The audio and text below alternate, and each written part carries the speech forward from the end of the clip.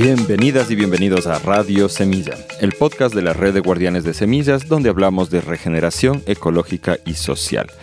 Yo soy Javier Carrera y el día de hoy me acompañan Felipe y Alba, cuya historia extraordinaria desde hace tiempo yo quería ya registrar. Ellos se han lanzado a uno de los experimentos ecosociales más locos que yo he podido ver. En una zona muy alejada, en la playa, en Puerto Cabuyal, provincia de Manabí, han montado una escuelita de educación alternativa. En este lugar de pescadores donde hasta hace pocos años no se podía llegar ni siquiera más que a pie. Y han hecho en torno a esa escuelita también su experiencia de vida. Una vida con la que sin duda mucha gente que nos escucha sueña. Imagínense estar en el mar, vivir en un pueblo de pescadores, comiendo natural, viviendo la vida tranquila, sí. Pero que también tiene sus retos, como todo. Nada es así idílico como a veces se romantiza desde la ciudad. Pero en todo caso es algo que se nota, les ha hecho muy felices. El día de hoy nos cuentan su historia y sus experiencias al respecto. Quiero recordarles una vez más que nos sostenemos en Radio Semilla gracias al apoyo de ustedes. Es decir, hasta el momento apenas hemos logrado sostener la producción del podcast, pero con eso hemos podido seguir adelante y dependemos de que nos ayuden para poder continuar. Y como siempre, para las personas que ya están pagando su suscripción a Radio Semilla, tenemos una oferta. La finca orgánica San Antonio, ubicada en 160 hectáreas de bosques y cultivos permaculturales en el Valle de Intag, en el Ecuador, ofrece un 30% de descuento a los miembros y miembros de Radio Semilla en cualquier servicio que pueda incluir hospedaje, alimentación, tours y talleres.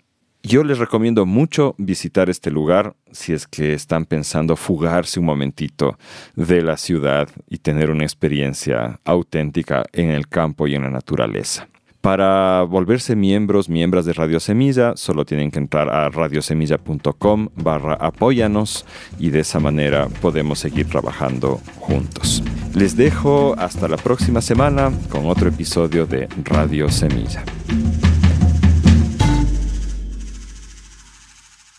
Hola, estamos en Puerto Cabuyal, que es un lugar al que llegas solamente si quieres llegar realmente. Si no, ni siquiera aparece en Google Maps con ruta.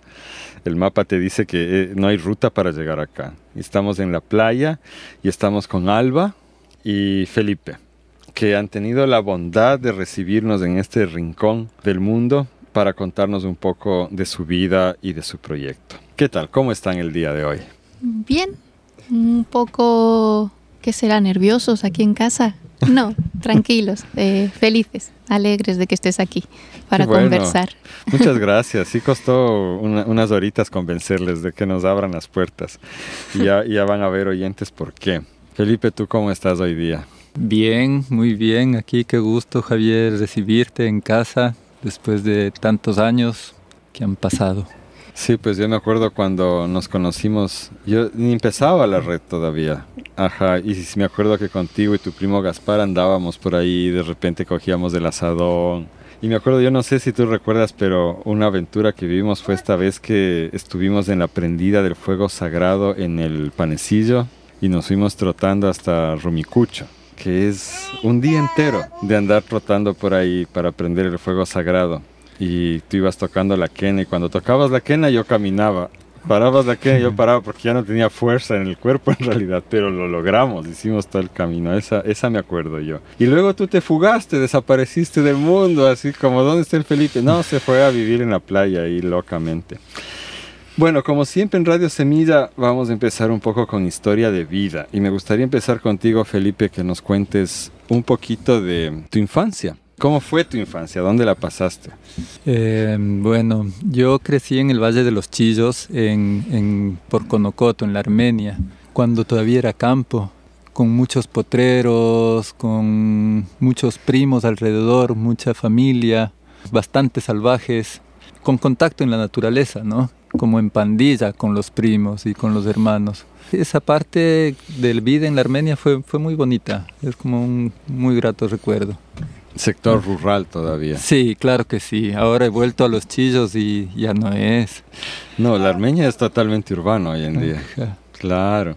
Y había vaquitas, y tomabas leche Gente de vaca. ancestral que tenía una vida muy, muy ancestral, digamos, unos oficios, la que tejía canastas, la que pastoreaba las vacas, las señoras que se iban al bosque a recoger leña, ese tipo de cosas. Qué hermoso. Y luego, ¿en qué se convirtió eso? ¿Estudiaste? ¿Fuiste a la universidad? Bueno, a ver, yo crecí en Los Chillos cuando era campo.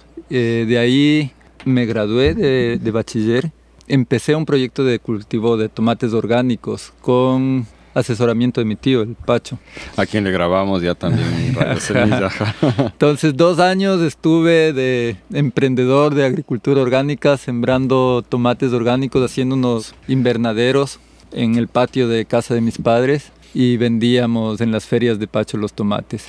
Después de esos 2 años, justamente Pacho me dijo que si me interesaba podía ir a pasar una experiencia de agricultura orgánica en California. Entonces me fui 2 temporadas. Me fui un primer año por 7 meses. De ahí regresé viajando por Norteamérica y Centroamérica. Y de ahí al siguiente año volví a ir. Y esa vez fui por 6 meses y otra vez volví viajando. De ahí sentí que tenía mucho campo y muy poca conexión con la ciudad. No había estudiado universidad, había estado 5 años en agricultura orgánica y me estaba haciendo falta, ¿no? Más que nada el relacionarme con más jóvenes. Y ahí volví a casa de mis padres a estudiar teatro y música clásica. Teatro en la escuela de teatro del Cronopio. La escuela de teatro la acabé, el conservatorio estaba en el Franz Liszt y me fue muy mal. ¿Por qué? Nunca fue lo mío la música clásica. En lo personal, humanamente, no me fue mal, ¿no? Digamos que en lo técnico, musical, no di los resultados que los profes esperaban. La estructura del sistema formal. Esa es la respuesta. Y me empecé a sentir frustrado estos 2 años de vida en la ciudad que nunca los había tenido, que de hecho seguía viviendo en la Armenia, pero iba y venía de la ciudad todos los días. Me empezaron a saturar, a perder como esa alegría vital, ¿no? De ahí del Franz Liszt me pasé a otro conservatorio, me pasé de la música clásica al jazz, al Mozarte, y también sentía que no era lo mío. Aquí había acabado el Cronopio, estaba en una crisis existencial de no encontrar qué mismo quería hacer con la música, con el teatro, mal de amores también. Y ahí retomé un sueño que tuve de adolescente. Yo de los 16, 17 años fui de vacaciones a San Clemente con mis padres. Provincia de Manabí, acá a la costa, la playa, ¿no? Una playa donde hacen mucha de esta pesca de arrastre de playa, que se une mucha gente a arrastrar unas redes grandes en la orilla y sacan pescado. Y yo me involucré y me puse a jalar esas redes y sentí un llamado ahí de quiero vivir esto más. Entonces se me montó la idea esta de quiero vivir 1 año en la playa, en una comunidad de pescadores. Esa idea se me quedó ahí madurando por 10 años, hasta que a los 27 años llegó esta crisis, digamos, existencial de ciudad, de mucha ciudad, y se me vino, voy a hacer un retiro creativo. Estaba en teatro, estaba en música, estaba insatisfecho con eso, quería dar oportunidad, bueno, ¿qué mismo es lo que quiero? Y también quiero vivir 1 año en una comunidad de pescadores, entonces hice un recorrido. Recorrí por 25 días, tomé un bus, le dije, papá, me voy a recorrer las playas del Ecuador. Ellos con su gran comprensión no hicieron muchas preguntas y me fueron a dejar al terminal. Sin sospechar. Sí, ajá. Tomé el bus hasta Salinas y ahí me bajé y empecé a caminar sentido norte. 25 días, sí, 25 días a pie. Poquitas veces, no voy a mentir, unas 3 veces cogí un carro por ciertas razones. Como había puntas, estaba cerrado y por no caminar por la carretera, qué sé yo. Pero de ahí prácticamente fueron desde Salinas hasta Tonchihue, hasta Same, a pie. Así conocí a Quincabuyal, que hace 20 años era mucho más recóndito, ¿no? Ahora, si se te hizo difícil la llegada, antes era mucho más. Bueno, ahora se llega en carro hasta acá, realmente. Claro, ¿no? Antes había solo la bajada hasta la playa y era camino de tierra. Entonces en invierno solo se podía entrar a caballo o en mula. O sacándote los zapatos, alzándote el pantalón y dispuesto a aplastar lodo. Ajá. Y no entraba ningún carro, ni gente foránea, sino la gente de las comunidades vecinas que venían a hacer trueque con los pescadores. Y no había luz, no había, ya te dije, camino estable, señal de internet peor. Era una vida mucho más pura, digamos. ¿Y cuántas familias vivían en ese entonces aquí de pescadores? Un poco menos. Digamos, ahora están unas 40, serían unas 25, pero no ha variado tanto. ¿Y eso fue hace cuánto tiempo? 20 años, el 2004. El 2004, mira. Ajá. Tú. Entonces por eso estamos haciendo el episodio ahora ya. Pretexto. Qué chévere, celebrando los 20 años. Ajá. ¿Y qué te decidió a volver acá y quedarte? Como que la mayoría de cosas que buscaba estaban aquí y encima más se dio la puerta abierta. O sea, dentro de las cosas que buscaba es un sitio tranquilo, bastante desconectado. Lo que quería era desconectar. Sí, una playa hermosa, segura. Tenía un prejuicio, ¿no? de serrano, de que chuta, es peligrosa la costa, qué sé yo. Ese es el imaginario que tenemos, ajá, ¿no? Es el viejo oeste, así. Claro, y todo lo contrario, ajá. Por eso hice el recorrido, por estar seguro de que llegó una playa tranquila y que me guste. Y así llegué aquí y ya te digo, fue el lugar donde más hospitalaria fue la gente. De una conocí a don Manuel.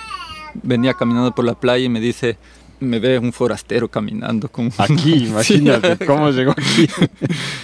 ¿Qué hace? Y digo, no, ando recorriendo, queriendo buscar un sitio donde dormir. Y como, ¿cuál es su propósito? Le cuento, estoy recorriendo. Dice, venga a mi casa. Entonces me llevó a su casa, dormí ahí, me invitó a pescar en la mañana, pesqué. Luego cuando le dije, bueno, continúo mi recorrido, pero lleve choclo, lleve melón, me llenó la maleta, que de hecho ese día caminé un par de horas y me quedé dormido por ahí. Claro, qué cansancio con todo eso encima. Ajá. Y al salir de la casa de don Manuel me topé con don Octavio, otra de las personas que aquí son como referentes y que también lo mismo, amigo, ¿qué hace? El apodo de don Octavio es del amigo. ¿Qué hace? Pero venga, coma papaya, así. Entonces esa hospitalidad de una también fue parte del llamado Puerto Cabuyales como el primero en la lista del lugar donde podría ir. Entonces volviste acá ya dispuesto a quedarte el año. Acabé mi recorrido, los 25 días, de ahí regresé a Quito, a casa de mis padres, estuve un mes y ahí mis padres justo hicieron un viaje a Europa y en su viaje ya dije, les llamaría, les escribiría.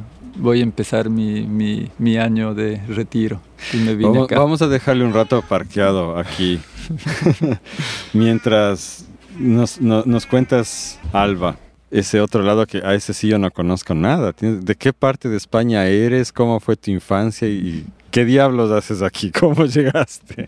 Eso se preguntan mis padres todos los días. ¿Qué hago aquí?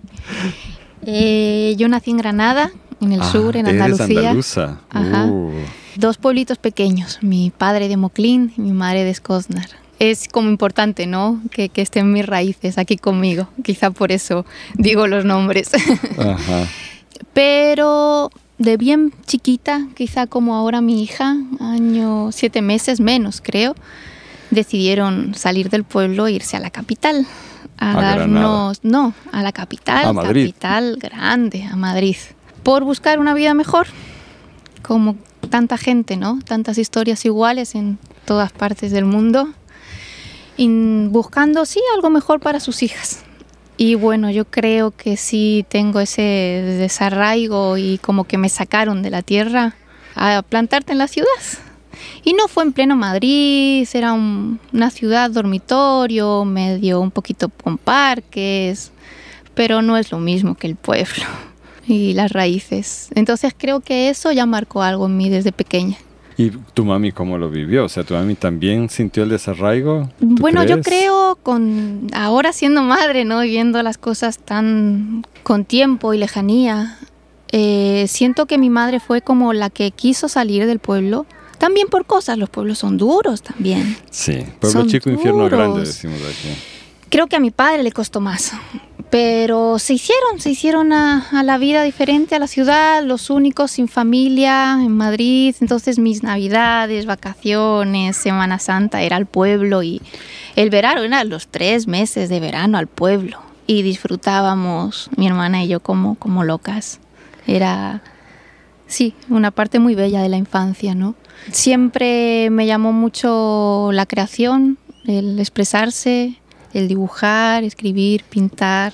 Tengo cuadernos y diarios, no sé, desde los 9, 10 años, y es algo que sigo haciendo y que me sirve de mucho en crisis, en sub y bajas emocionales, y me sirve mucho para volver a mí.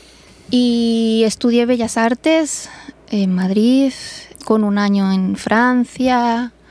También hice un máster en arte terapia y educación artística. Arte terapia. Sí. Terapia a través del arte. Sí, la palabra arte siempre me chirría un poco, y he descubierto por qué. Porque el arte, como en mayúsculas, el que está en museos, ajá, es el que muestran, ¿no? El que así tienes que pintar, así ajá, tienes que... No, eso no es así. Yo estoy más por un arte en minúsculas, ¿no? De todo es arte y todos podemos hacer arte.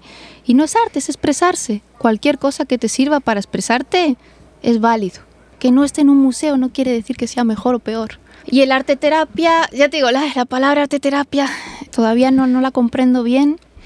Bueno, no va conmigo del todo, pero me gustó mucho porque trabajé en un hospital psiquiátrico, que era otra, o sea, la locura siempre me llamó mucho la atención, y pude ser parte de un equipo muy lindo que se llama La Revolución Delirante, donde tratan la locura desde otra perspectiva, dándole valor a las palabras, ¿no? Y al delirio es por algo, no es así nomás. Uh-huh. Ah, está loco y te va a matar. Eso es un prejuicio que tenemos en esta sociedad, pero el loco no... Que es muy particular de esta sociedad, además, porque otras sociedades, tú sabes, los nativos americanos acá tenían una apreciación muy especial por la gente que... Claro, si es que ese otro mundo. Volverse loco es ser consciente de tanta cosa que está pasando, que pasa, que podemos llegar a ser, que es muy amplio, ¿no? Es tener... Si somos el universo y el universo está en nuestra mente, ¿cómo no te vas a volver loco? Entonces son personas con una perfección para mí, sin idealizarlo, porque también es fuerte y es crudo y es doloroso la locura, pero también es muy hermosa visto desde ahí. Y este movimiento antipsiquiátrico respeta la locura. Entonces es bello, eso es bello, y eso creo que tiene en común cuando llegué aquí a la escuela. Tú llegaste cuando Felipe ya estaba establecido aquí. Sí. Entonces vamos a tener que volver con Felipe un ratito para que nos cuente los inicios de eso y tú puedas llegar reconstruyendo la línea de tiempo. Sí. Y quiero avisarles también, oyentes, que estamos con la hijita pequeña de 1 año 7 meses de ellos. ¿Cómo se llama tu hijita? Zaire Nube. Y ya, la nube. Entonces, de repente Nube también va a intervenir. Pero por lo pronto queremos, Felipe, regresar al momento en que ya viniste para acá. ¿Y qué sucedió ahí? Bueno, justamente cumplí mi propósito, el retiro creativo. Lo primerito, construí una casita y... ¿Pero y cómo? ¿Te dieron un solar o...? No, este señor, el que me recibió en la primera noche cuando hacía el recorrido, don Manuel, esa noche me dijo, bueno, y a ver, usted hace el recorrido, quiere un sitio para vivir, venga acá. Le digo, ¿verá que yo estoy hablando en serio? Sí, venga. Yo digo, ya, entonces nos despedimos, yo digo, verá que devolver. A los 2 meses me asomé. La primera es muy chistoso, es bonito, para mí simbólico, que mi primera llegada a Puerto Cabuyal no fue por el camino. Puerto Cabuyal tiene un solo camino de ingreso, una sola manera de entrar. Y yo vine por la playa. Eso de plano les debe haber llamado la atención acá. ¿Quién llega sí. Un extranjero caminando de más allá por la playa como película? Entonces don Manuel me dijo... Venga acá hace su casita, aquí está su baño. Entonces yo llegué a Quito, me estuve 1 mes y regresé. Y ahora sí entré por la carretera. Y de una busqué a don Manuel y le dije, oiga, volví. Aquí estoy. Él muy abierto. Ese mismo rato le acompañé a pescar otra vez, de ahí me invitó a comer a la casa y ahí le abordé, le dije, oiga, ¿se acuerda lo que habíamos conversado? Y dice, sí, claro, mañana vamos a ver el lugar donde quiere construir su casita. Al siguiente día ya estábamos limpiando un espacio de terreno y empezando a construir la casita. Eso, entonces, construir la casa no recuerdo, pero creo que fueron 3 meses muy intensos, de estar día a día construyendo. Creo que mi pobre madre lloraba por los reportes que les llegaban de algún primo que venía a visitarme de que no, estaba durmiendo en un plástico. Pobre, creo que sufría mucho, pero no fue tan así para nada. Luego ya estaba la casita, y luego empecé a hacer un poco de sembríos. Sembríos aquí, porque yo describo un poco la situación, acá es súper seco. Sí. La playa no es que está más allá, estamos al lado de la playa prácticamente y no hay mucha fuente de agua dulce y el suelo se ve pobre. ¿Cómo te fue con eso? No tan bien, justamente. Ha sido un aprendizaje de 20 años. Ahora tengo unas pocas plantas que sí producen durante todo el año. Y claramente si toda mi energía estaría en los sembríos, sí se puede, y se puede bastante bien, ¿no? Sí, pero mi energía está dividida, entonces tengo mi sembrío como para el día a día, tener papayas, plátanos, yucas y un poco más de cosas. Empecé el sembrío, que te digo, fue más mal que bien, y a dedicar al tiempo a la creación artística. Entonces... sí, me compré un piano a los reparadores de piano famosos de Quito, que son era Luis Verdugo, luego fue Daniel Verdugo, me hice amigo de él. No tenía plata para comprar el piano, le dije, bueno, yo voy a ayudarle a reparar y me vende más barato. Y así sí me traje un piano y hice muchas piecitas elementales, las llamo yo. Algunas les trascendieron un poco más que otras y hice un par de monólogos de teatro que fueron presentados una sola vez y ya, pero fue lo que esperaba, ¿no? Dediqué tiempo a eso, encontré que era esto que quería expresar y de ahí, justo como al año de estar aquí, los padres de familia de ese entonces me propusieron, oiga, usted que viene de la ciudad, que sabe, entre comillas, con ese prejuicio, ¿no? Sin saber qué es lo que... tal vez venimos más envenenados que puros. ¿Por qué no enseña a nuestros hijos? Porque aquí nunca hubo una escuela del Estado. Entonces yo dije, bueno, yo no he trabajado nunca con niños. Sí estaba dentro de mis lista de posibilidades cuando uno acabe el colegio, qué quisieras estudiar, pensando que es el único camino posible. Estaba, ¿no? Dentro de eso... pedagogía o algo así con niños, pero no sentí el llamado tan intenso como para hacerlo. Entonces cuando me dijeron, abramos un espacio con los niños, dije, bueno, parto desde mi experiencia, vamos a ver cómo nos va, pero que la comunidad cree el espacio, ¿no? Construya un sitio donde podamos reunirnos con los niños. Así fue que las familias se organizaron, construyeron un espacio muy, muy pequeño de unos 3,5 metros por 4,5, en la tierra, en la playa, y ahí empezamos la escuela Nueva Esperanza. Se llama así porque prácticamente el abuelo de todos los niños que transitaron por ahí, que se llamaba Don Perico, es el día de que acabamos de construirla se emborrachó y estaba mi padre también. Vino acá a la inauguración. Sí, se acercó a mi padre y le dijo, yo ya sé el nombre, ¿cómo se va a llamar esta escuela? La Nueva Esperanza. Entonces quedó de la Nueva Esperanza. Entonces, desde ahí empezamos este proyecto que fue uno de los 2 factores más importantes que hizo que año a año me fuera quedando. Porque era un proyecto que claramente se veía a largo plazo. Sin embargo, cuando lo empecé no estaba tan consciente de eso. ¿Y era como una escuela unidocente contigo de profe? Claro. Claro, yo dando clases, queriendo ahorcarles porque no me hacían caso y cometiendo todos los errores que a lo mejor te enseñan que no hay que cometer, pero sí, fue un proceso de aprendizaje bastante intenso, digamos, ¿no? ¿Y esto te pagaban sueldo los padres? No. ¿Era tu labor voluntaria? Sí. Pero te daban pescado. Claro, que hasta ahora, eso es la vida campesina, ¿no? Es el apoyo mutuo que hay siempre. ¿Y cómo aprendiste pedagogía para poder lidiar con esto? Bueno, como te digo, empezamos. Por empezar, creamos el espacio, nos conseguimos unos materiales y empezamos con las clases de las vocales. Luego me di cuenta que no, antes de las vocales hay un proceso mucho más anterior a eso. Pero en ese proceso de unos 2 años me fui frustrando mucho. Y me empezó el cuestionamiento más fuerte, era por qué tengo que luchar contra su energía, imponerme a ellos. Si el niño quiere aprender, quiere hacer cosas, quiere desarrollarse. Y siempre tuve conexión con mis primos, Francisco Gangotena Rubio y Camila y Valentina, que estuvieron en Pestalozzi.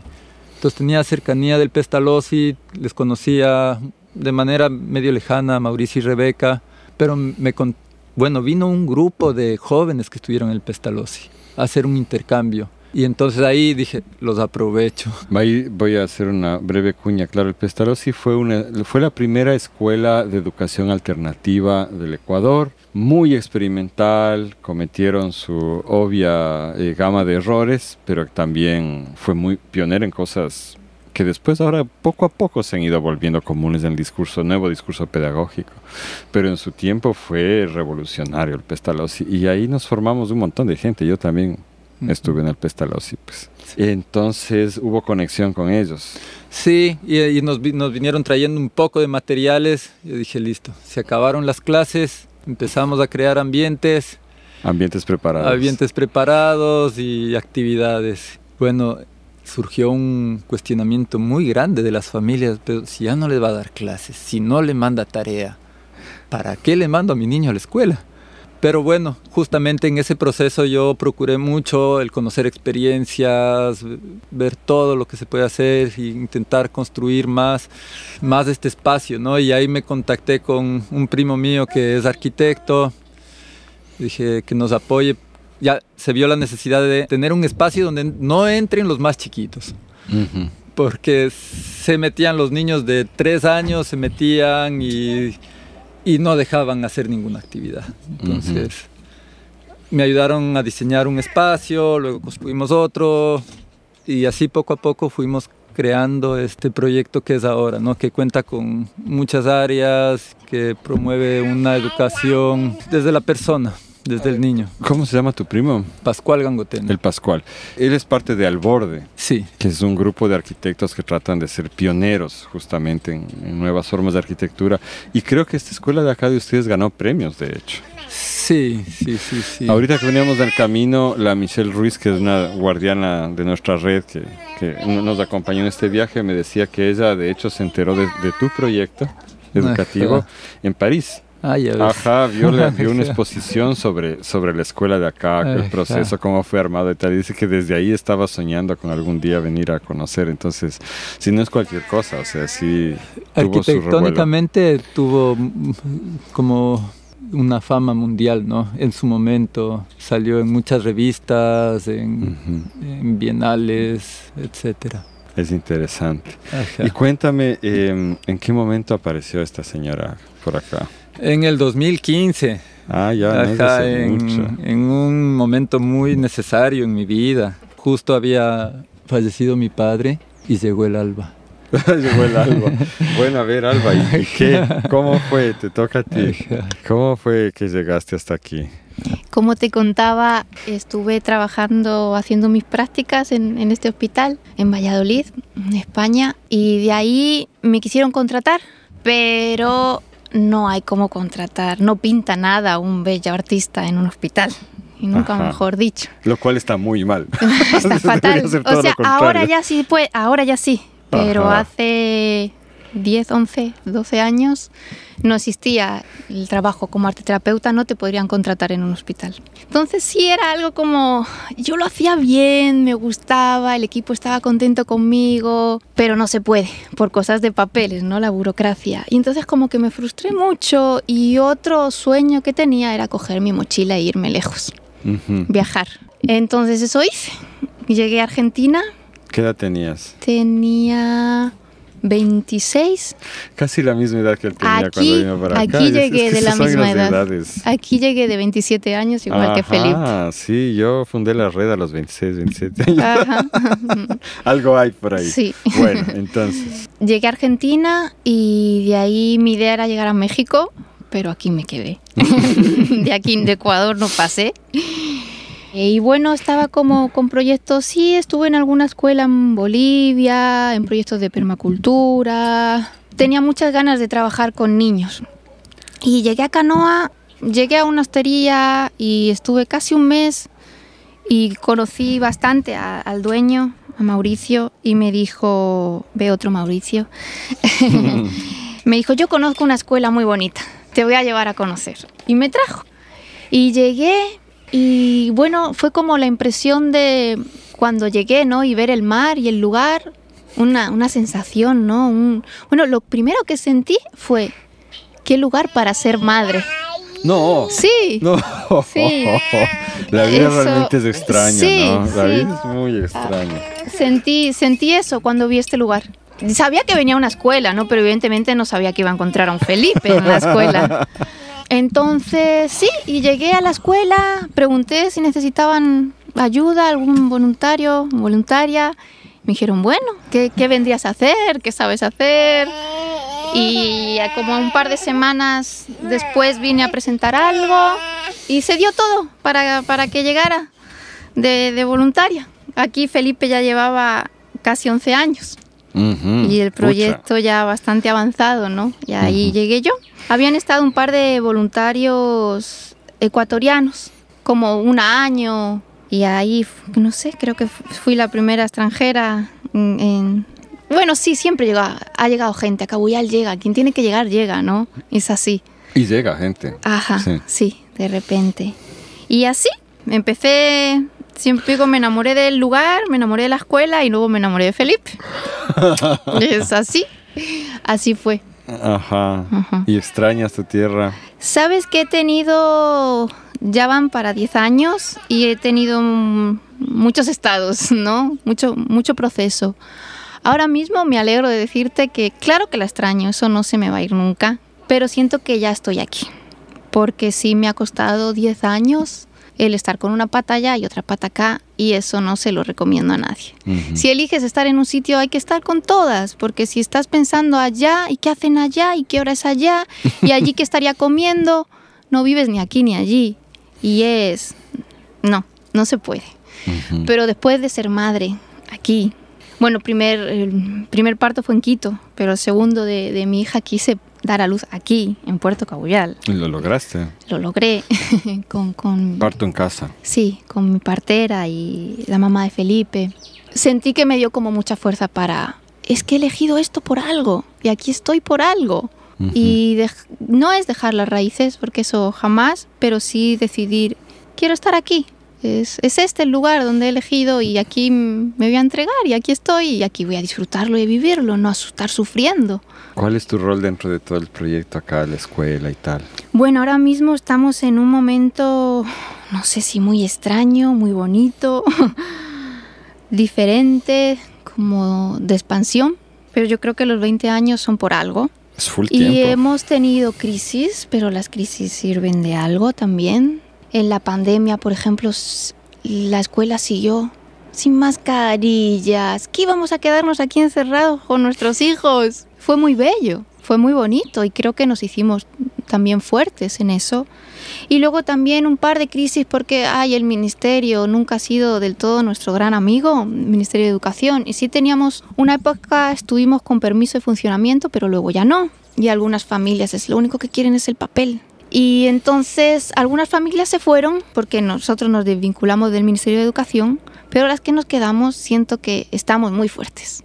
Somos poquitas, porque sí, éramos más y éramos más niños, que eso se ha notado, pero siento que nos hemos fortalecido mucho en estos últimos 2 años y ahora siento que ahora que vuelvan los que quieran, ¿no? Que vengan nuevos, que nosotros estamos fuertes y preparados para cualquier cosa. ¿Y cuántos niños están ahorita en la escuela? Ahora mismo estamos 15, es poquito porque sí hemos llegado a estar hasta 25. Pero, como te digo, a veces es mejor así, Por eso te preguntabas por mi función. Ahora estoy de relaciones públicas y medios, documentalista. Me gusta mucho tomar fotos y documentar todo lo que pasa día a día en la escuela. Y es una misión que nadie ha tenido antes, porque las mamás acompañantes acompañan evidentemente, cada uno acompañamos desde quién somos. Y yo soy esta persona que le encanta tener una cámara en la mano. O escribir, ¿qué está pasando? Eres una creadora de contenido en términos modernos. Esa palabra. Comunicadora. Sí, pero no sé qué soy, pero me gusta tener una cámara de fotos, un cuaderno y un lápiz. Y que vengan ideas y lo bonito es que los niños, niñas y las mamás ya tenemos tal confianza, siento que puedo decir que soy una más. Y entonces no te da esa vergüenza de estar tomándoles fotos, que pensarán, no, ya soy una más, la pesada de la cámara, pero soy parte, ¿no? Aparte de acompañar y tanto trabajo que hay en la escuela, porque hay muchísimo, pero ese es uno de mis roles en este lugar. ¿No estás involucrada en la escuela como profesora? O sea, es que vivir aquí y ser compañera de Felipe y no estar involucrada en la escuela, eso es imposible. Pero como profe, digo. Hay días que bajo y acompaño a los chiquitos, hay días que bajo y acompaño a los medianos, hay días que bajo y hay alguien que quiere alguna idea para dibujar, para pintar me gusta mucho también lo de crear materiales que estén contextualizados, la preparación de espacios preparados, como tener ideas, ¿no? Y cómo ponerlas. Por ejemplo, no sé, las tortugas. Pues tenemos una mesa con desde rompecabezas de tortugas hasta las partes de la tortuga, hasta cose tu propia tortuga y huesos de tortugas encontradas. Entonces, como armar un mini mundo, ¿no? Con una idea para que ellos lleguen y se metan en ese mundo. Que tenga que ver con Puerto Cabuyal y con las pasiones de los niños en ese momento, ¿no? Entonces eso sí, estoy involucrada en la escuela al más no poder. Mucho a través del arte, según te escucho. Sí. Oye, Felipe, podemos volver contigo. ¿Cómo describirías la metodología que están manejando aquí en una escuela de Cañabasta al lado del mar, en una comunidad de pescadores? ¿Cómo es la metodología? Sí, bueno, primero... Justo estamos en un momento en que estamos dejando de llamarle escuela, ¿no? Como un espacio que trasciende más allá de solo la instrucción académica, ¿no? Sino que promueve muchas otras cosas, en lo cultural, en lo ambiental y sobre todo en las actividades de los niños. ¿Cuál fue la pregunta? ¿Cómo defino la...? O sea, no es definirlo de una forma académica, sino explicarlo a gente así que no conoce mucho de pedagogía alternativa. ¿Cómo le contarías qué es? Es un espacio donde damos atención a los niños. Básicamente, el fundamento filosófico, digamos, que tenemos es que el niño tiene todo el potencial para ser un adulto perfecto dentro de su bosque. Para eso, tienes que primero satisfacer sus necesidades, que son muchas, ¿no? Alimentación, descanso, cariño, afecto, respeto. Y luego otro componente de esto, para que florezca, digamos, es el respeto a sus cualidades, sus particularidades como niño, dentro de su etapa de desarrollo y como persona individual. Dentro de eso, con esas dos cosas, como atender sus necesidades básicas y respetar su individualidad, ya tenemos muchísimo. Y de ahí sí, prestarles atención, brindarles un ambiente enriquecido con la mayor diversidad posible de todo lo que implica el mundo y el universo. Obviamente desde nuestras limitaciones, ¿no? Dentro de nuestras limitaciones que estamos en una comunidad aportada, que no contamos con muchos recursos económicos, que los acompañantes somos los que somos. Eso puede ser, de alguna manera sonar a un limitante porque ninguno estudiamos universidad. Pero por otro lado puede considerarse una fortaleza, que es el mayor referente para un niño es su familia, y que la familia esté prestando esa atención es muy fuerte. Es como la pedagogía Suzuki refiere, ¿no? De si tú quieres que tu hijo aprenda a tocar el violín, empieza tú a tocar el violín. Sí, a mí me mandaron a aprender a jugar fútbol, que nunca he hecho en la vida, porque mi hijo se interesa, pero Entonces hay cosas que no podemos hacer. Yo diría es prestarles atención, es brindarle un espacio de oportunidades. Y perdóname, y poner la información disponible, no es que le dices lo que debe aprender. Exactamente. Si no hay una directividad, es como la barrera dentro de lo que hacemos y lo que no hacemos, está en no imponer cosas. Podemos hacer clase, pero siempre que se nazca del deseo del niño. O sea, que jóvenes o niños digan, queremos que nos den clase directivamente de esta temática, pero hay la voluntad. Ellos mismos lo buscan. Claro. Entonces, este es como el clic de lo que se puede y lo que no se puede. No vamos a llegar a imponer y decir, tú tienes que hacer esto porque es por tu bien o porque necesitas para enfrentar la vida. Ese conocimiento, lo que él necesita para enfrentar la vida, él lo va construyendo a través de sus vivencias, de las decisiones que va tomando, de los caminos que va enfrentando. Van saliendo nuevas necesidades según los retos que enfrenta. Y tú has estado acá ya 20 años, quiere decir que hay gente que ya transcurrió toda su escolaridad dentro de ese sistema. Ajá. ¿Qué pasó? ¿Cuál fue el resultado? Hay de todo, como en todo como cualquier sistema educativo. Ajá. Si medimos, nos enfocamos en lo que se enfoca normalmente la educación, ¿no? La educación normalmente se enfoca en la instrucción académica. Si medimos en eso, hay de todo. Hay quienes se retiraron a temprana edad, hay quienes están yendo a la universidad. Depende de la persona, depende de la familia, depende del apoyo que brinde la familia, ¿no?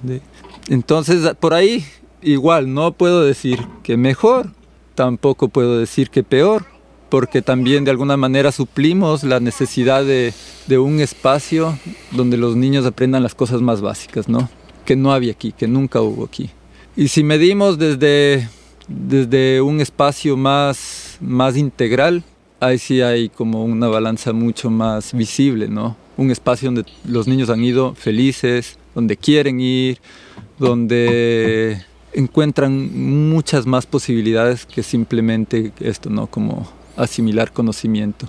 Y algunos entraron a la universidad directamente. Sí, claro. Pero yo me imagino que más allá en lo humano, en lo relacional y yo creo que también en su autonomía, su autorrespeto, sí hay diferencias. ¿Tú las ves? ¿Crees que es así? Sí, igual depende de la persona.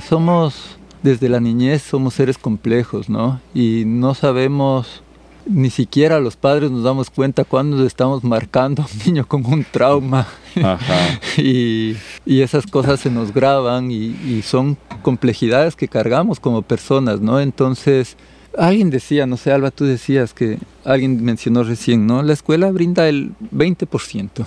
El resto es la familia. Ajá. Entonces, el espacio es esto, un espacio libre, democrático, con muchas actividades que se acuerdan en asamblea. Los niños tienen, lo que manejamos nosotros que nos ha funcionado bastante es como que concientizar qué cosas quiero trabajar, porque a veces se nos pasa la vida con deseos que nunca los llegamos a enfrentar. Yo quisiera hacer esto, yo hubiera querido. Entonces, bueno, concientizar eso y fijarnos un compromiso para dedicarle tiempo y desarrollarlo. Hace un momento tú mencionaste algo sobre el respeto. ¿Qué implica, qué significa respetar a un niño? Es bien profunda la pregunta. Ajá, sí. Es con trampa. Claro que sí. O sea, como padre de familia más aún te das cuenta que no es tan fácil. O sea, porque el niño siempre tiene el deseo de hacer cosas. Y los padres estamos para acompañar y también marcar límites. Y muchas veces, tal vez por ignorancia nuestra o inexperiencia, también no sabemos cuál es el límite y dónde realmente tenemos que intervenir amorosamente y decir, esto no podemos hacer. O a lo mejor es nuestra misma complejidad de que no nos dejaron hacer y dicen, no, eso no, y a lo mejor eso sí. Entonces no es tan fácil esto de... Bueno, hay cosas básicas del respeto, ¿no? Como tratarlos con cariño, con amor, no violentarlos, no gritarlos, sería como los componentes básicos, pero el respeto parece un poquito más profundo. También ponerse siempre en el lugar de él, qué está pasando, qué está viviendo, cuál es su necesidad, cómo acompañar eso antes de bloquearlo.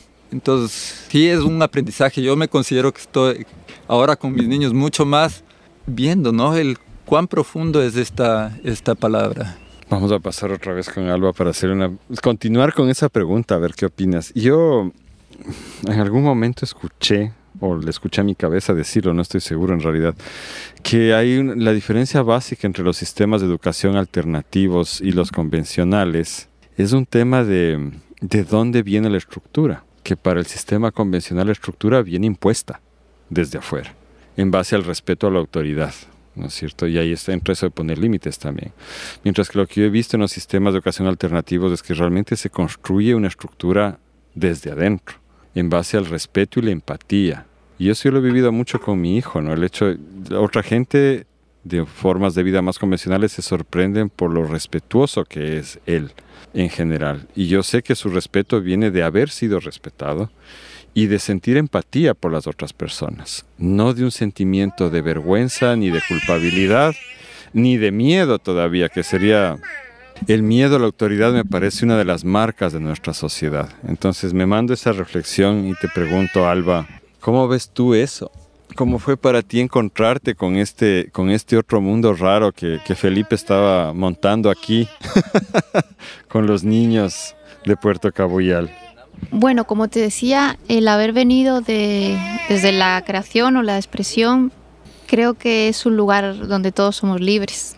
Y siento que si tienes un lugar donde te escondes para expresarte, para crear, no sé, creo que puedes superar las cosas de la vida, en la vida de manera diferente a si no lo tienes.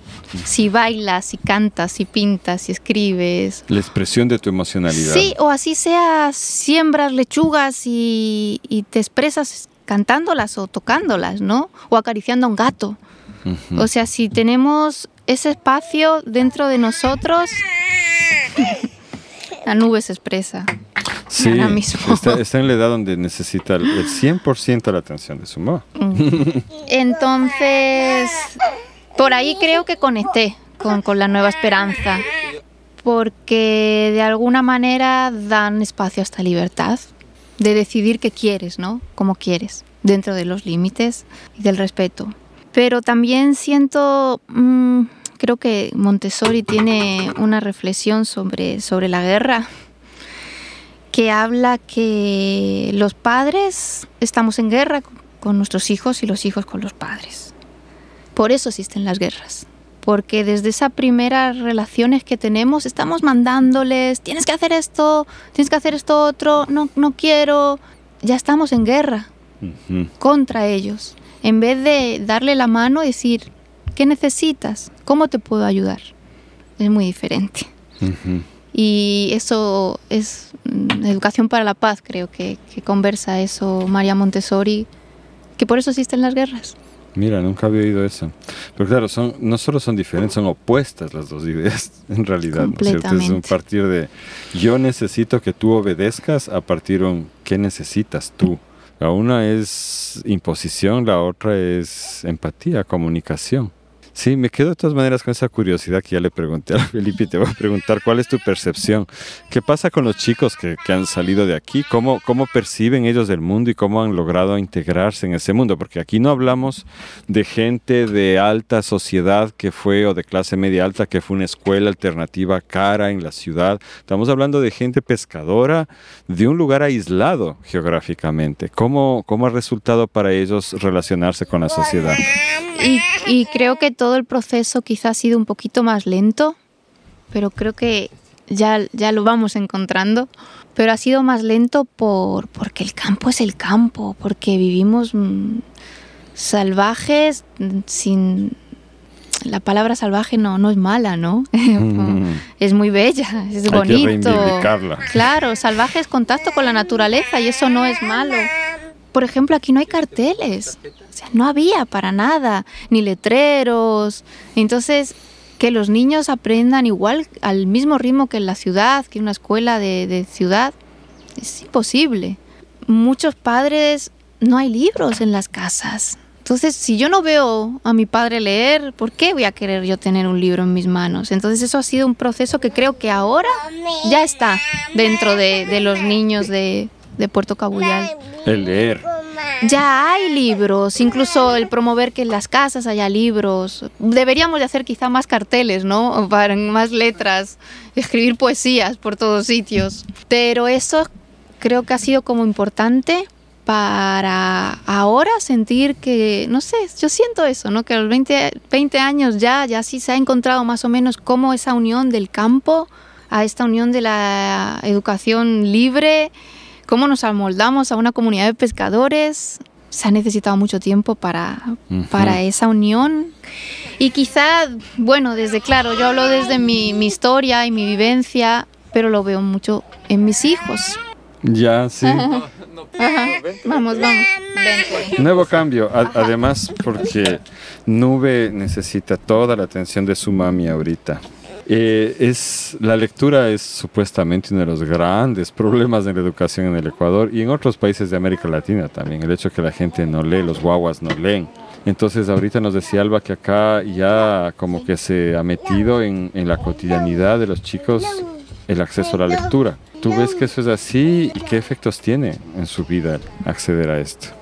Sí, bueno, como decía Alba, ha sido un proceso lento, ¿no? Que sí hemos puesto un énfasis, digamos, ¿no? Porque dentro de que es una escuela libre y que como que promovemos de que el niño pueda realmente ir construyéndose a sí mismo a través de sus actividades, sí hemos puesto un énfasis en que esté más al alcance de ellos la lectura, no solo la lectura, sino digamos lo académico, ¿no? Que como te contaba al inicio, aquí Cabuyal estábamos hace 20 años en un espacio muy desconectado de todo. Entonces esa es la vivencia que tenían los niños y que es muy buena. Pero dentro de este concepto, ¿no? De educación como instrucción académica, los niños no tenían esa motivación. Niños si en sus 6 primeros años no vio esa motivación, no construye, no lo integra dentro de su ser esas necesidades. No lo internaliza. Entonces, en muchos jóvenes sí se dieron procesos bastante lentos, pero respetuosos y que en su momento fueron aflorando. Ahora se ve en los niños de mucho menor edad como ya un deseo de leer, de escribir, de coger libros. Extraordinario. ¿Qué futuro tiene el proyecto? ¿Cómo está la casa? También para empezar, ¿todavía está buena? Como es la vida, tú me preguntaste antes de la entrevista, ¿no? Justamente cómo están con la escuela y yo te respondía ahí cumpliendo ciclos se terminan, ciclos empiezan. Tuvimos en esta historia de los 20 años una historia paralela, llamémosle así, que fue nuestra relación con el Ministerio de Educación, que hace unos 12 años pensamos que era bueno el legalizar como escuela del ministerio para que haya los pases de año y luego la inserción a la educación tradicional y demás. Entonces hicimos los papeles, no se pudo hacer aquí como escuela fiscal, que esa era la primera intención, porque aquí hay un litigio de tierras que se mantiene por más de 20 años. Wow. Entonces, para que tú crees una escuela del ministerio tienes que donar un predio al Ministerio de Educación y eso no se podía hacerlo, entonces optamos por la figura de escuela particular comunitaria y así se legalizó. Luego, con la aplicación de la LOEI el 2015, la Ley Orgánica de Educación Intercultural, que promovía, en época de Rafael Correa, promovía fortalecer las escuelas grandes del milenio. Cerraron muchas escuelas chiquitas. Así es, eso fue tremendo. Sí. Además, las escuelas siempre han sido centros de tejido comunitario. No es solamente la escuela, es el lugar donde se hace la fiesta, la comunidad, y muchas cerraron, es verdad. Y fue curioso, ¿no? Porque nos llamaron a muchos directores de escuelas a decir, tienen que poner el cierre voluntario. La historia fue larga, nosotros decidimos que no vamos a poner el cierre voluntario y que vamos a seguir cumpliendo la misión, que es atender a nuestros niños. Y así estuvimos por muchos años en cierta rebeldía, ¿no? Para ellos. Dentro de nuestro concepto no era ninguna rebeldía. O sea, lo que el ministerio pretendía es que los niños de aquí vayan a la escuela del milenio, sí. En Canoa, supongo. En Rambuche, una comunidad más cercana. En Rambuche hay una, ya. Sí. Entonces seguimos como con actividad, pero sin el aval del Ministerio de Educación. En un momento decidimos rehacer los papeles, pero ya teníamos una carpeta muy grande de rebeldía en contra, y por una sana solución acabamos por poner el cierre voluntario del código AMI y seguir con nuestro espacio de desarrollo y aprendizaje de forma informal. Sí. Ahora con estos paraguas de homeschooling que te ayudan a la validación de los grados. Te refieres a los internacionales, ¿no? A las de México y cosas así. Ajá. Bueno, pero un paso antes, cuando se vio el cierre del código AMI, sí hubo muchas familias que dijeron: esto no está tan bien, tiene que haber la continuidad con el Ministerio de Educación. Nos apartamos. Y también familias que no estaban tan decididas, ¿no?, a tener otros procesos con los niños, ¿no? Que es una propuesta bastante que tiene que ser muy consciente de que si yo voy a dejar a que mi niño tome la iniciativa de su proceso de aprendizaje, los tiempos van a ser otros. Y no voy a caer en el error de comparar en qué está viendo el niño de mi sobrino, mi primo, mi no sé quién, con lo que está haciendo los niños en un ambiente donde ellos pueden escoger la actividad. Entonces muchos padres, creo que todos estamos como súper escolarizadas nuestras mentes y sentimos esa ansiedad de que tiene que ser como a nosotros nos impartieron. Y de que si tales y cuales casillitas de conocimiento ya están llenas o no, porque si no se jodió el niño para el resto de la vida. Entonces, más bien, si no hay una decisión consciente del padre de familia, de eso es lo que quiero, yo quiero potencializar su ser, su felicidad, acompañarlo, apoyarlo, enriquecerlo, y que otros van a hacer los tiempos, otros van a hacer los logros, otros van a hacer las cosas que él vaya desarrollando, y que a la final todo esto, claro que sí, le va a ser como una herramienta súper útil, la más valiosa dentro de nuestro concepto para enfrentar la vida. Si no es una decisión consciente, entonces yo siento que es perjudicial. Como decíamos, la familia es quienes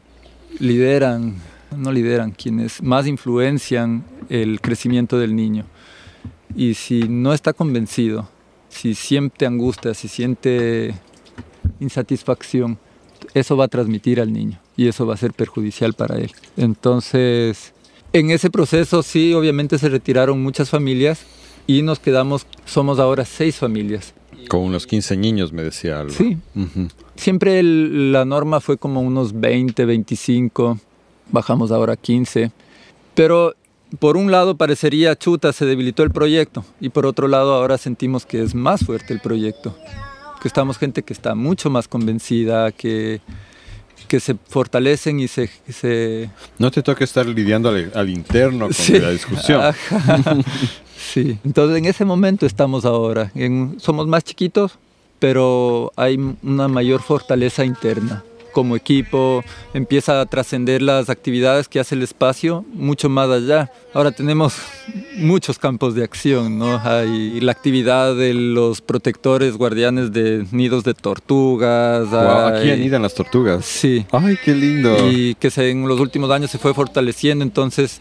En temporada de anidación, los jóvenes y niños se organizan y hacen los monitoreos para ver dónde han anidado y proteger los nidos. Y nos apoya el Ministerio de Ambiente, nos da material para realizar esta actividad. También hacemos un rescate de la cultura ancestral, arqueológica, con colaboración de la Universidad de San Francisco, nos apoyan. Josefina Vázquez. Y por ejemplo, Vázquez. ¿qué actividades se hacen ahí? O sea, esto es muy curioso, ¿no? Son de este tipo de actividades que para mí la comunidad es un potencial para el desarrollo del niño. Y sin embargo en la educación tradicional los aislamos, ¿no? Lo menos, los aislamos, sí. Mientras menos contactado esté, está mejor, está más seguro, más protegido, no corre ningún peligro, ahí está bien. Más bien, y pierdes algo tan lindo que el niño puede participar, ¿no? Es de la vida, de la comunidad, donde suceden infinidad de cosas. Y aquí en Puerto Cabuyal parecería que somos una comunidad bastante desconectada. Tenemos cosas que sucedan, no faltan. Entonces, por ejemplo, esto del sitio arqueológico, todas las familias saben que aquí hay vestigios arqueológicos. Como en todo Manabí, casi todo el Ecuador, de hecho, ¿no? Entonces las niñas en las labores agrícolas, te hablo hace 12, 15 años, mientras hacían las faenas agrícolas encontraban pitos, sellos, etcétera, caras. Qué hermoso. Y entonces fue surgiendo esta actividad, ¿no? de valorar esto, de traerlos al espacio, de ponerles en un sitio. Y en ese proceso también fuimos contactando con gente, arqueólogos profesionales, ahora actualmente Josefina Vázquez y Florencio Delgado de la Universidad de San Francisco. Y entonces ellos están realizando investigaciones por el lugar y siempre que vienen a hacer actividad con los niños. Así. Entonces, ¿y han encontrado piecitas importantes aquí? Sí. Claro que sí. Ahorita estamos con el deseo de construir un museo de sitio, un lugar donde se puedan revalorizar todas esas cosas que se encuentran en el lugar. Y que ahí estamos gestionando unos fondos por ahí para ver si es que se lo puede hacer. ¿Se tejen los niños de la escuela con la actividad pesquera de las familias de acá? ¿Salen a pescar, aprenden el oficio? Sí, eso es parte de, ¿no? Como te digo, la comunidad y la familia son la principal fuente de educación para el niño, ¿no? Y ese es de los valores más lindos. Yo siempre hacía esta reflexión, ¿no? Que para mí es muy linda. No sé por qué muchas veces el joven campesino quiere ir a la ciudad y no quiere ser campesino como su familia. El joven pescador quiere ser pescador. Yo no sé por qué. Y bueno, es una profesión de las más milenarias del ser humano, ¿no? Pucha, mucho más antigua que la agricultura, para empezar. ¿No es cierto? Mucho más antigua. Y la gran mayoría de jóvenes todavía siente ese impulso de yo quiero ser pescador. Ahora estamos hablando de días mucho más difíciles, ¿no? Y que esto sí va poniendo más peso a la balanza de chuta, a lo mejor tienes que dedicarte a otra cosa, porque el mar ya no es el mismo. Ha habido baja en la pesca, ¿no? Sí, Tremendo. los últimos 10 años, 5 años, cada vez el mar da menos y las familias tienen que pensar en otra cosa. Entonces, Oírse. Sí, muchas familias optaron por hacer siembra de monocultivo de maíz que es impulsada por el mismo gobierno. No sé si el gobierno actual. No, pero regionalmente siempre ha sido así. El Ministerio de Agricultura ha impulsado los monocultivos que estén de moda. Enchufándole al campesino todo el kit. El paquete tecnológico. Te exacto. vamos a ayudar con el kit, tú tienes que pagar $500, entonces nosotros te subsidiamos tanto y le hacemos el negociazo a las agroquímicas. Ajá, a las Cuando el tiendas campesino, agroquímicas, sí. si sembrara por él mismo, no comprara todo el kit.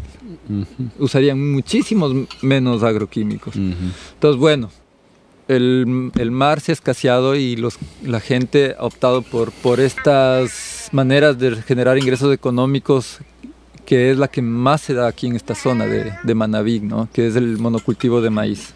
Y tampoco es el negocio, tampoco es la salvación. No se produce mucha plata. Sí. Ajá, no. De hecho, los últimos 2 años los campesinos han ido en contra. A pérdida. Ajá. Entonces eso claramente está influyendo en el deseo, ¿no? De los jóvenes de seguir siendo pescadores. Pero todavía aprenden el oficio con los padres, sí, ¿no? participan y hay esa flexibilidad bien grande dentro del espacio que tenemos para ellos, de que cuando necesitan ir, vayan. Y respecto a la biología marina, ¿cuál es el interés? Me imagino, ¿les interesa la biología Sí, marina? de hecho, uno de los jóvenes que ahorita está en universidad está en biología marina en la ULIAM de Manta.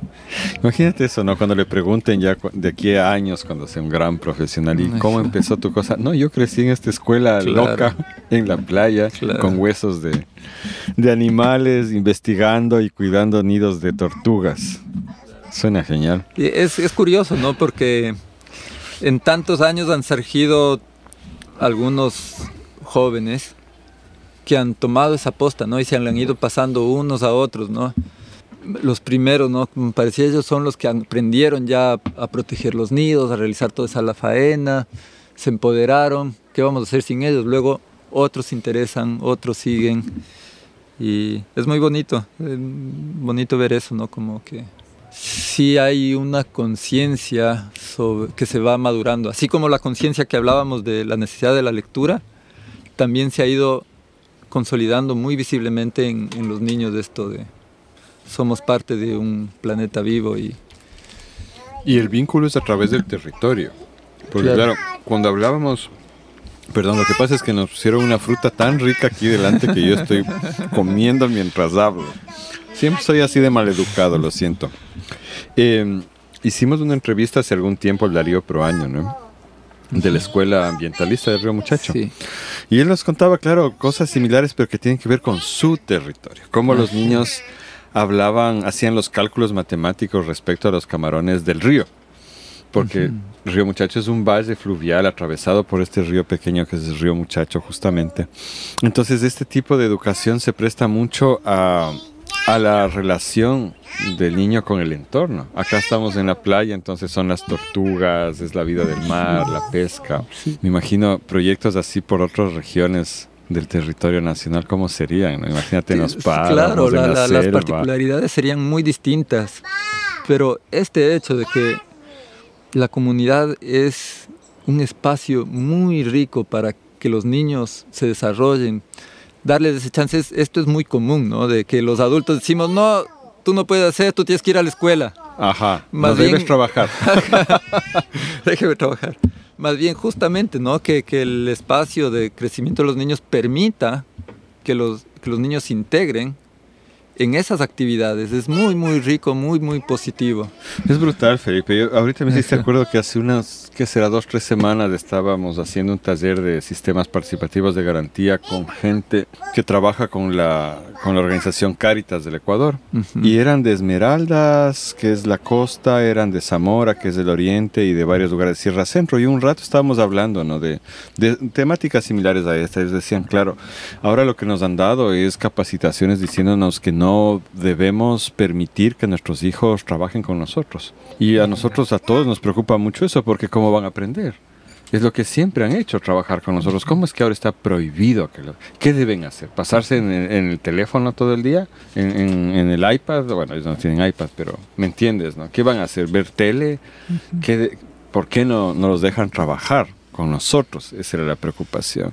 Y antes de que existiera la escuela, ¿qué hacían los niños? Ajá. Aprender con sus padres, con la comunidad. Pasaban con su familia, con su comunidad. Pero yo creo que esto está atravesado por la modernidad, porque si te pones a pensar en la ciudad, un padre que trabaja desde la mañana hasta la tarde en la oficina, no hay comunidad. Ahí no puedes llevar a tu hijo, ni a la fábrica tampoco. Y que de hecho ahí las escuelas formales, tradicionales, cumplen una función social, que es justamente ocuparse de los niños, porque los padres no tienen ese tiempo. Esa posibilidad. Claro, ¿por qué corregí ahorita? Porque me parece que cuando decimos no tienen el tiempo, un poco es echar la culpa a los padres, que al mismo tiempo se justifica porque tienen que ir a trabajar y tal. Y en todo esto suena un poco como que los guaguas en la ciudad fueran una carga, y yo creo que a veces la gente lo siente así. Y yo que tuve el privilegio de poder dar por lo menos la mitad de mi tiempo para estar con mi hijo, llegué muy rápido a descubrir que es eso, que es un privilegio, que los niños no son una carga.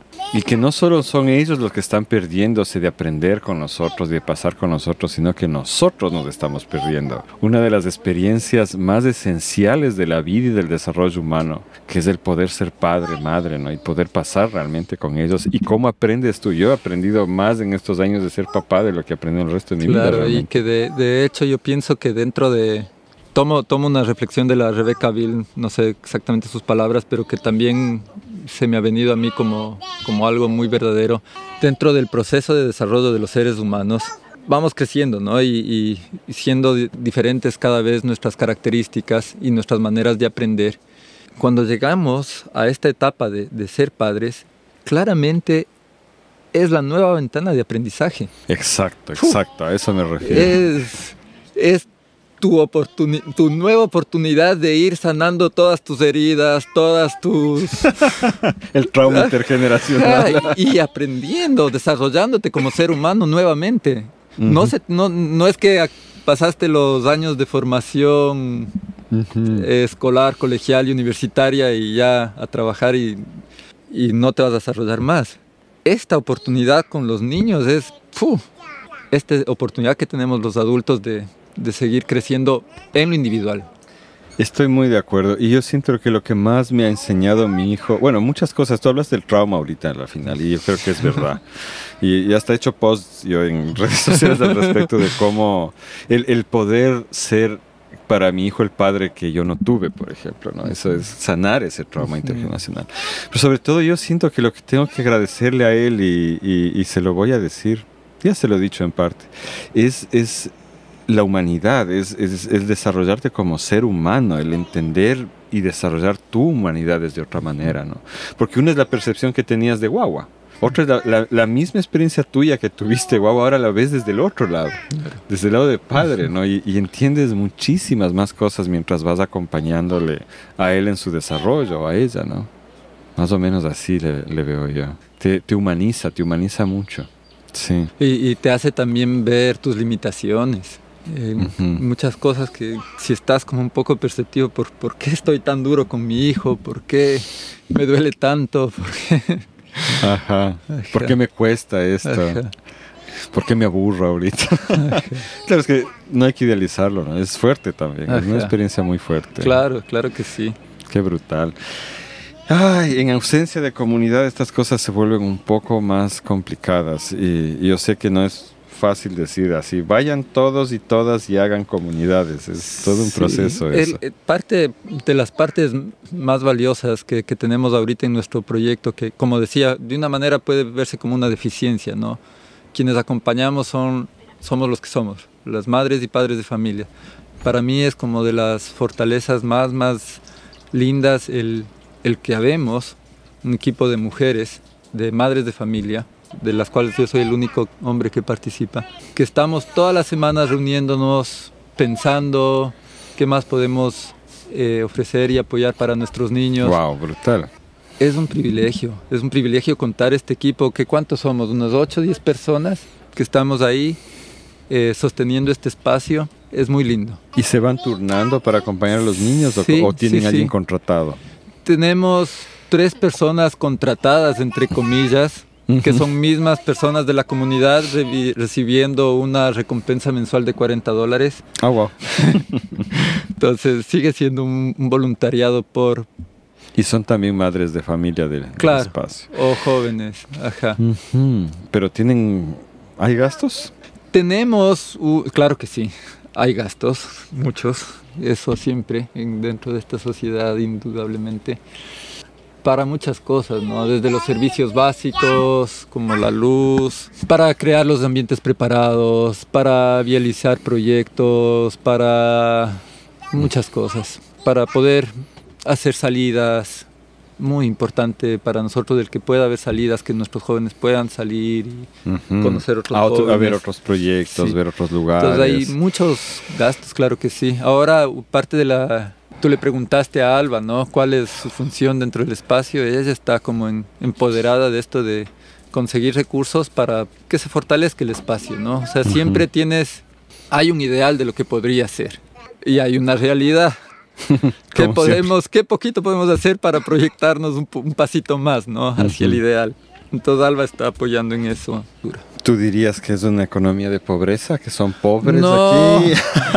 Lo contrario. A mí me hizo mucho sentido el dicho que dijo un joven de aquí un joven de la comunidad alguna vez. No recuerdo las palabras exactas, estoy queriendo pensar, pero era algo así como: nosotros no somos pobres, pero tampoco tenemos $1 en el bolsillo.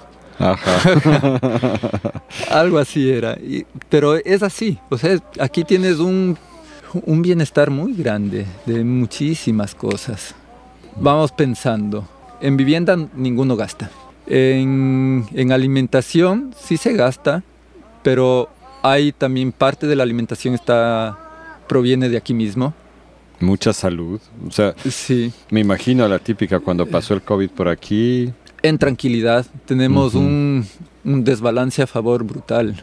O sea, aquí vivimos en una islita de paz que no varió, no vivió cuarentena en el COVID.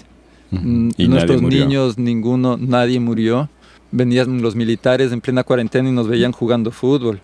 Venían los del Ministerio de Educación y nos veían con el espacio educativo abierto y con los niños ahí. Ajá. Y todos se horrorizaban al principio y luego decían: bien está. Ujú. Está bien. Qué afortunados son en este espacio. Ujú. Luego se ha venido la ola de violencia y entonces nosotros todavía vivimos en estas casas abiertas, sin puertas, sin candados, sin ventanas, tranquilos. Tocamos madera de que... Es que tampoco tiene mucho que venir a buscar acá ellos, ¿no es cierto? Es como que... Entonces tenemos una tranquilidad muy, muy grande que balanza muchas cosas, ¿no? En la ciudad no puedes, si salió el niño no puede estar en la calle. Por ejemplo, tu hija ahorita tiene 6 años, ¿no es cierto? ¿Cómo se llama él? Hiroko. ¿Y dónde está Hiroko? Jugando con los demás niños por ahí en la playa. No tenemos idea. Y yo muchas veces comento cómo mi infancia era un poco así. No a los 6, ya a los 10 es que yo me iba. Y Tumbaco, donde yo crecí, todavía era así de seguro. Pero hoy en día, para mí, a los 10 años de mi hijo, es impensable no saber dónde está por la situación de peligro. Tu guagua Hiroko tiene 6 y no sabemos dónde está. Está por aquí, ya debe venir. Pero tú sabes que está seguro. Pues. Entonces, todas las familias y los niños vivimos de eso. Este bienestar de tranquilidad, muchas otras cosas que ya te he dicho, ¿no? De salud, de alimentación. Sí se ha agudizado un poquito lo de la falta de ingresos económicos, porque la fuente de ingresos era la pesca. Y si el mar no da, entonces sí se empieza a sentir esto. Y claramente también las familias de aquí de Cabuyal están en esta transición hacia la globalización. Uh-huh. Entonces cada vez hay más necesidad de dinero y menos generación de ingresos. Y no solo ingresos, sino generación de sus propias necesidades, ¿no? Ajá. ¿Ya tienen internet acá? Sí. Claro, y con eso entra TikTok. Todo el combo. Y otras expectativas, esa es la cuestión, ¿no? Para los jóvenes, sobre todo. Sí, las mismas familias, ¿no? Porque son familias jóvenes también, de 20, 30 años. Ya estamos sobre tiempo, o sea, estamos justo llegando al tiempo. Sí. No sé si hay alguna cosa más importante que quieras contar de acá, de tu experiencia. Recomendación, cojan su mochila y váyanse a caminar 25 días hasta encontrar donde quieren vivir. Recomendaciones no hay, no sé qué. O sea, bueno, sobre el espacio educativo es una experiencia muy, muy rica que nosotros estamos teniendo, pero claramente tiene que quien se enfrenta tiene que tomar una decisión súper madura y consciente de qué es lo que quiere, ¿no? Porque no todo es para todos, y eso sí hay que ser muy claros. Y hay gente que le va muy bien la educación tradicional y está bien. Uh-huh. Y esto es muy respetable. Y yo, en lo individual, te digo, sí he encontrado este camino que sí me apasiona, me enriquece mucho el poder vivir el día a día con los niños, cada cosa que surge nueva, que vivimos, que hacen, ver estos procesos, ¿no? De crecimiento y maduración es muy valioso, muy rico. ¿Hacen intercambios con otros espacios educativos? ¿Reciben voluntarios? La primera... Sí, formamos parte de una red de alternativas de vida y de educación que se llama Mushugawai, no sé si has escuchado. Conozco, sí. Sí, y con ellos nos intercambiamos muchas vivencias. Hay un encuentro anual que siempre participan nuestros jóvenes, se encuentran con jóvenes de otras partes del país. Han venido aquí jóvenes de la Amazonía, los nuestros han ido para allá. Entonces sí hay ese espacio de intercambio, ¿no? Con otras proyectos y gente del país. Y de voluntariado hemos dejado porque se nos desbarató nuestra casita que recibíamos voluntarios. Entonces tenemos un limitante ahí que tenemos que resolverlo, que justamente estamos intentando reactivarlo, porque sí también son un aporte los voluntarios. Perfecto. Alba. Sí, un cambio que Alba... ¿Quieres también venir a despedirte? Solo quizás sí revalorizar todo esto del trabajo de las mamás y de las mujeres en el campo y sostenedoras de nuestro espacio y al final sostenedoras de la vida, ¿no? Uh-huh. Es como muy hermoso ver que las madres son las que se han empoderado y están sosteniendo el espacio y quieren algo diferente para sus hijos y para sus hijas. Qué valioso. Gracias. Les agradezco muchísimo, Alba, Felipe. Ha sido una entrevista bien bonita. Yo ya me quiero ir a la playa. Muchas gracias por recibirnos aquí y espero que escuchen Radio Semilla. Y también para ustedes oyentes, espero que les haya gustado la entrevista, que nos haga reflexionar mucho sobre el tema de la educación y nos vemos la próxima semana en Radio Semilla. Gracias.